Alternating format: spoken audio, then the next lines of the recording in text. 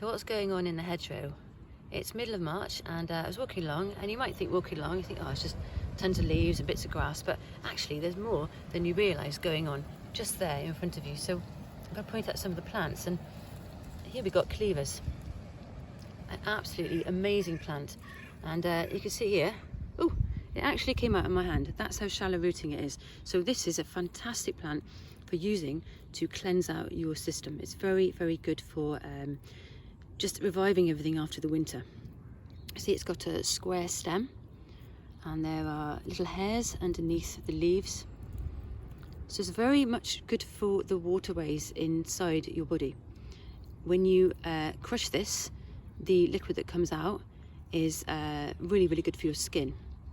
So you can take this as a tea, you can put it in a cold infusion, leave that for a few hours and then drink down. Always make sure you wash first and make sure where you're picking, because obviously there might be dogs around coming along, or pesticides, so make sure everything is thoroughly cleaned. So cold or hot infusion. You could rub this onto the skin to help the skin.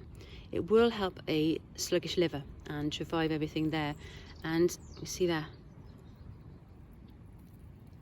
very good for the lymphatic system and the blood, and very good combined with nettles and also dandelions. This is one as well that you could actually, when the flowers come out, they turn into little sort of seed balls, and those can be crushed up and made into coffee. So a fantastic plant to get to know here come spring. So that's Cleavers, Gallium aperine. And put that back down there. And if you have a look, there's quite a bit growing up here. It grows quite tall. It likes to cling to other plants because it's quite sticky. It's also known as sticky weed because it sticks to you and sticks to dogs, and dogs really like it too. So coming over here, I just want to point this out. This is not one you really want to work with. This is Lords and Ladies Arum, and it's basically a bit poisonous. So if you took that and ate it, you'd know it, and you would probably get blisters and you'd feel quite ill. So be careful if you're ever gathering wild garlic, because it likes to grow around wild garlic quite a lot. So let's not go near that one. You see the Cleavers growing up underneath there.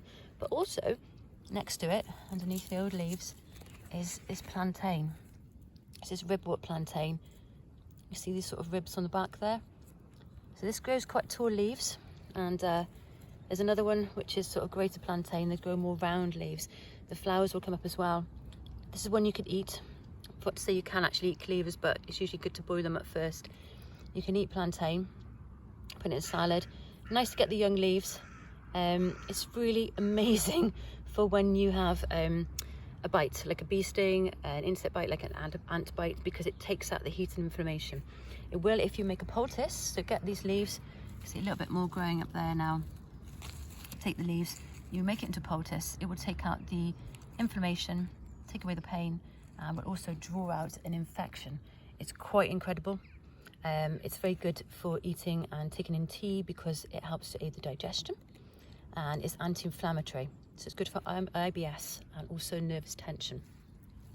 A heck of a lot to say about plantain, and I've got a lot of respect for the plant because it's helped me out with some really nasty bites that have gone into great big swellings, and so putting that on just takes everything out. It's amazing. Come along here as well, I did also notice Herb Robert, and this, you can see the leaves here.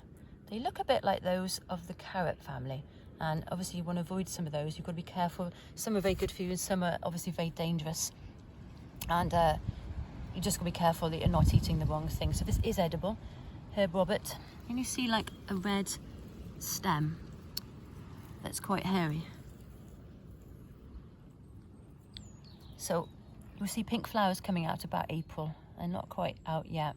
You see the leaves coming up here. And if you rub the leaves and you smell them, they have quite a distinctive, strong smell. I love it. Some people say it's like burnt tyres, but I've got to say I really, really love the smell of Herb Robert. So it's a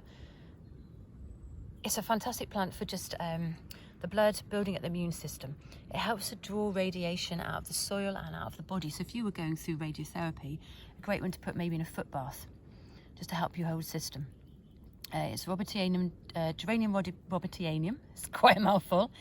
It contains a chemical called germanium, and that's what helps more oxygen get to your cells, thereby helping you to fight things like cancer. So a good one to look out to. You can incorporate this into your diet. You could eat every part of it, and also you could put it into a tea, so take a regular tea.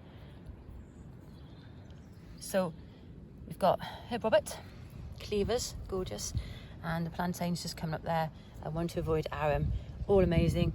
Even arum looks beautiful, just one to avoid eating.